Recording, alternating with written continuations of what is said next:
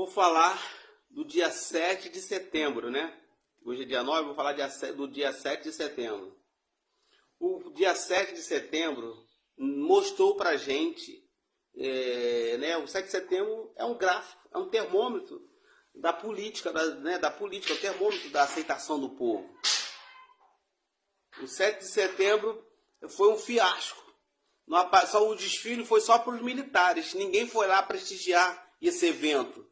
Né? Como anos anteriores, lotou, o povo foi para a rua, levamos bandeira, fomos lá confraternizar com esse dia 7 de setembro, né? Porque o dia 7 de setembro de 1822, o Brasil se tornava uma nação, porque nós éramos colônia, não é isso, dona Grace?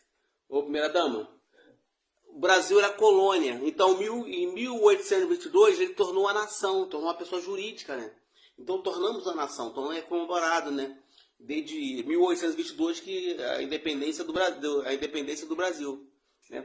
Então o que acontece? Nós fomos para a rua, as pessoas, não, mas isso aí não tem nada a ver com política, isso aí estão tentando roubar o 7 de setembro, porque não tem nada a ver, isso aqui o 7 de setembro é política, gente. O 7 de setembro é política. Nação, foi se montado anteriormente, a gente éramos uma colônia, passou a ser nação brasileira. O 7 de setembro é um marco político. Como também o 15 de novembro de 1899, não é isso, primeira-dama Grace? Né, Grace? 15 de novembro de 1899 foi outro marco político. Porque ali foi a troca de regime. Troca de regime. Né? A gente era monarquia, passou a ser democracia. Então ali foram duas festas, dia 7 de setembro e dia 14 de novembro. 14 de novembro de 1898, se não me engano, 1898, ou 1889, alguma coisa assim, acho que é 1889, houve uma troca de regime. Isso que aconteceu. Agora tudo está levando a crer, pelo desfecho que está acontecendo com esse governo federal, com esse desgoverno, que ele está querendo trocar o regime, porque tudo está levando a crer. Os militares já estão a seu favor, ninguém se manifesta, né? Já tem até habilidade de melancia, para ter ideia.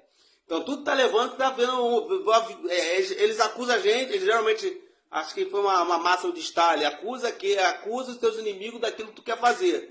Então eles querem fazer, provavelmente estão tramando uma troca de regime, porque nosso regime é democrático, está lá na Constituição, que aconteceu nessa data que eu falei, em 1889, foi a troca de regime. Então é isso que nós estamos vendo, então o povo está insatisfeito. E voltando para esse assunto, tu vê que ele está criando caos nos municípios. São 5.570 prefeitos, né, municípios. Já começaram a diminuir o fundo de participação do município, que muitos municípios, a renda dele praticamente ele vive em cima do fundo de participação do município. Muitas prefeituras, a sua base de pregabilidade é a prefeitura. Tu vê que eles já começaram a cortar a Bolsa Família, eles começaram a criar o caos. Tudo isso é para quê? Para o quê? Para ver a troca de regime. Pode se trocar um regime, desde que tenha um apoio militar, né? Que aconteceu lá, que eu falei, de 1822 a 1889, era monarquia. Ali houve a troca de governo, né? Pelo Marechal Deodoro da Fonseca. Ele deu ali o golpe, vamos dizer assim, e trocou regime.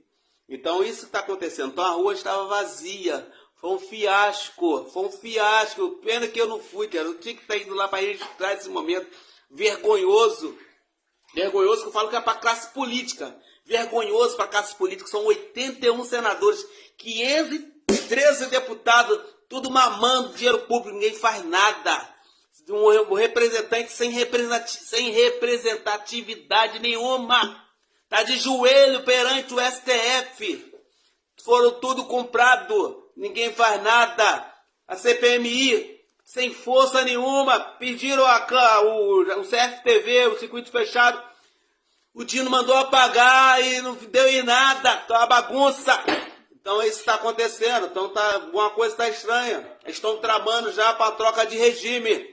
Nosso regime está lá oficializado, lá no artigo 1º, que fala lá, vai falar sobre o regime, vai falar sobre o sistema de governo, vai falar sobre o governo, a forma de governo, a forma de Estado, tudo está lá no artigo 1º. Então isso está acontecendo, então é isso que está acontecendo no Brasil. Tá? Coisa assombrosa, assombrosa. O de vocês, o presidente de vocês, ele não foi eleito pelo povo. Deve ter sido a NASA que elegeu ele, um extraterrestre, os marcianos. Porque foi meio a meio, para cadê a outra metade que não estava no 7 de setembro? Visivelmente estava, tá nas redes sociais, ninguém, até os camelô tiveram prejuízo. Tá? E isso que está acontecendo. Já está 5 minutos, vou parar por aqui, tá? Artigo, sempre verbalizo o artigo.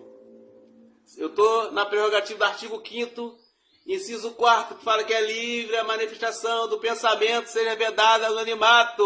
O 2 diz, ninguém é obrigado a fazer ou deixar de fazer, a não ser em virtude da lei. Então, a lei fala que eu posso fazer, até eles regularizar a mídia, eu posso. Quando regularizar, eu não posso mais verbalizar aqui, não posso ficar na internet, porque já estão querendo regularizar a mídia. Porque, segundo o Alexandre de Moraes, ele disse suas palavras abertamente, em canais abertos, falou que a internet deu voz para o imbecis. Então eu, o imbecil aqui, Moisés da Info, estou aqui verbalizando enquanto posso. Porque vai chegar a hora que eu não vou poder mais, então eu já estou verbalizando para quando não poder, não vou poder falar mais, porque aí eu vou infringir a lei. Porque o artigo 5º, inciso 2, fala que não há lei, diz que ninguém é obrigado a fazer ou deixar de fazer, sem virtude da lei. Então eu estou aí. Então eu estou chateado.